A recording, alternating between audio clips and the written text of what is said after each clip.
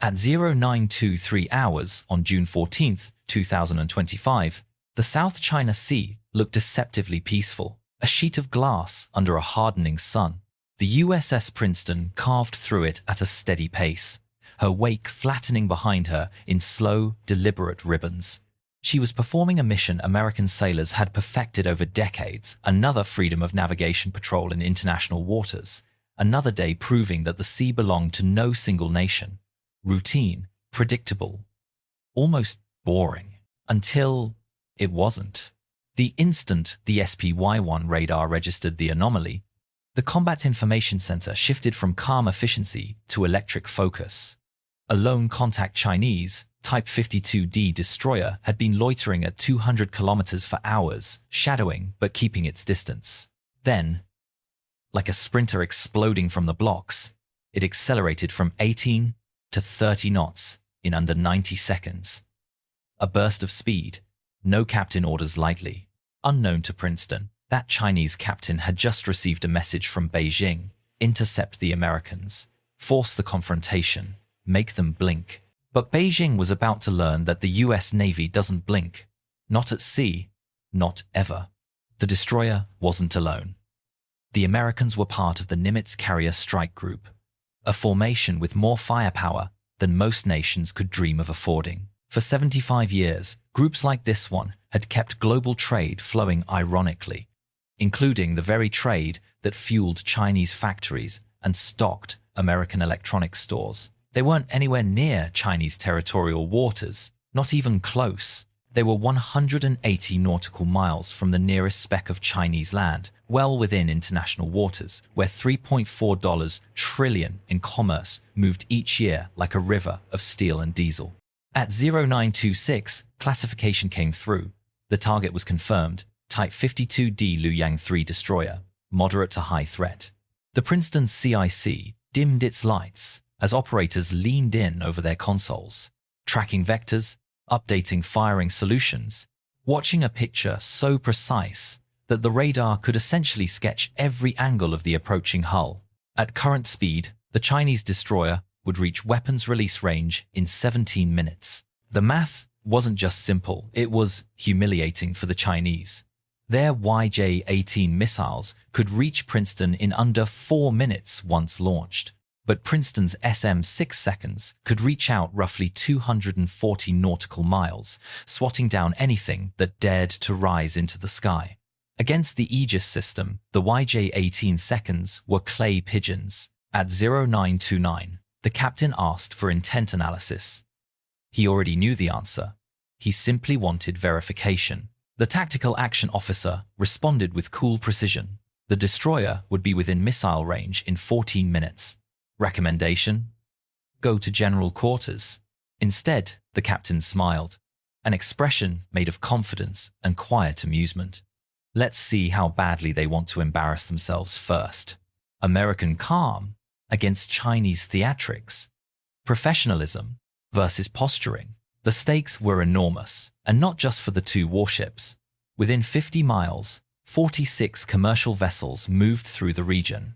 A Singaporean container ship loaded with semiconductors, a South Korean LNG tanker worth $200 million, dozens of others carrying fuel, machinery, food, everything that kept half the planet functioning. If Beijing succeeded in turning international waters into its personal lake, every ship here would be hostage to its ambition. But to pull off that fantasy, China would first have to beat the US Navy, which, historically, had happened exactly 0 times. At 0930, the Princeton's cooperative engagement system pushed the entire threat picture across the strike group. Data flowed instantly to every vessel, from the massive silhouette of the USS Nimitz to the sleek destroyers Chung-Hoon and Kidd screening her flanks. The strike group tightened its formation with textbook precision. Everyone knew their role. Everyone knew the stakes. At 0935, things escalated fast. An E-2D Hawkeye, orbiting at 25,000 feet, alerted the group multiple aircraft had just launched from the Chinese carrier Shandong. Their radar signatures marked them as J-15 seconds. They were climbing south, climbing hard, closing distance. But even from 400 miles away, the Hawkeye's operators noticed something almost comical. The J-15 seconds were struggling to gain altitude. Their underpowered engines had barely managed to clear the ski-jump carrier deck with enough fuel to keep them airborne, let alone maneuver aggressively. As if choreographed for maximum embarrassment, sonar operators aboard Princeton added another piece of the puzzle, a submerged contact, 80 nautical miles away. Type 039 submarine. Loud, clumsy, a floating diesel-electric relic whose acoustic footprint sounded like someone dragging a toolbox across metal flooring. China wasn't posturing with strength, it was posturing with antiques.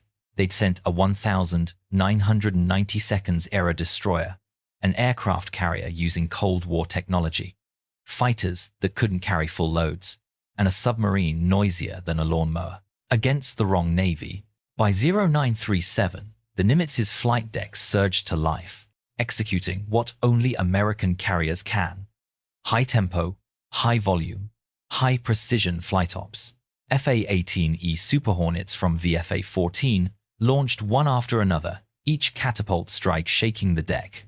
Steam vented skyward, the scent of jet exhaust catching in the wind. The ballet began fighters climbing, banking, and spreading out into a wall formation perfected over decades. Their APG-79 AESA radars painted the sky with surgical clarity. The incoming Chinese fighters lit up like Christmas ornaments. The J-15 seconds, with their archaic mechanically scanned radars, were practically waving flashlights, hoping someone would notice them. Fuel limits, inferior sensors, poor data links, the disadvantages piled up. The Americans fought as a single organism through Link 16.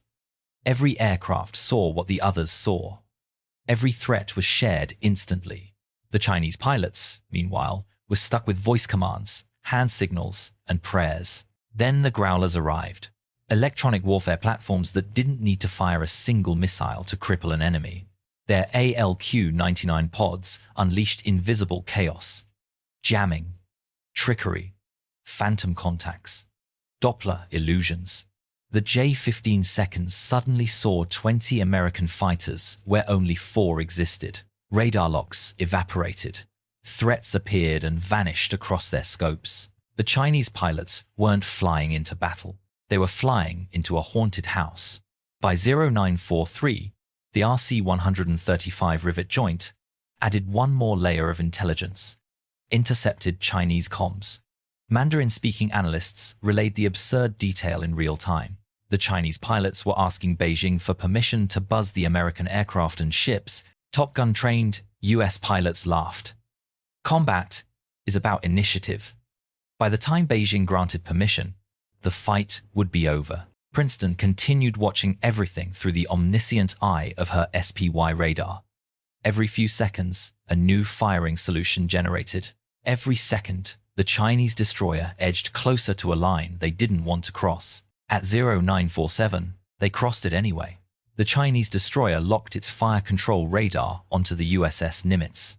A fire control lock is not a search beam. It is not a warning. It is the electromagnetic equivalent of pressing a gun muzzle to someone's forehead. Even inside the CIC, the tension tightened sharp and thin.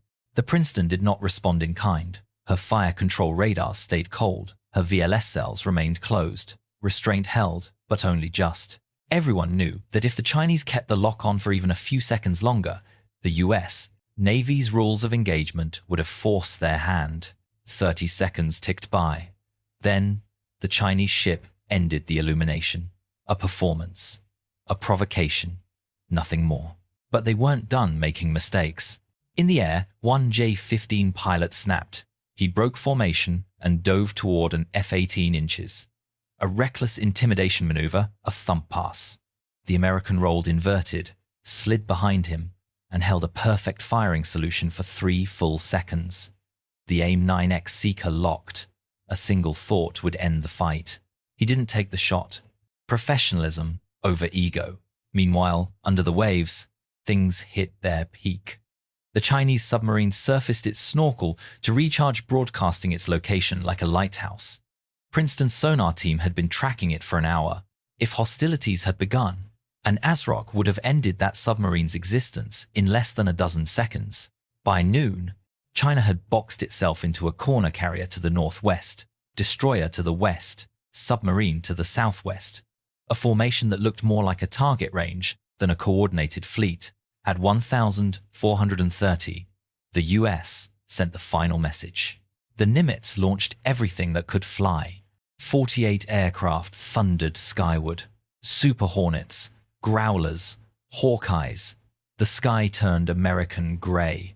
The Chinese air defense screens erupted in chaos. False contacts by the hundreds, real threats vanishing into static.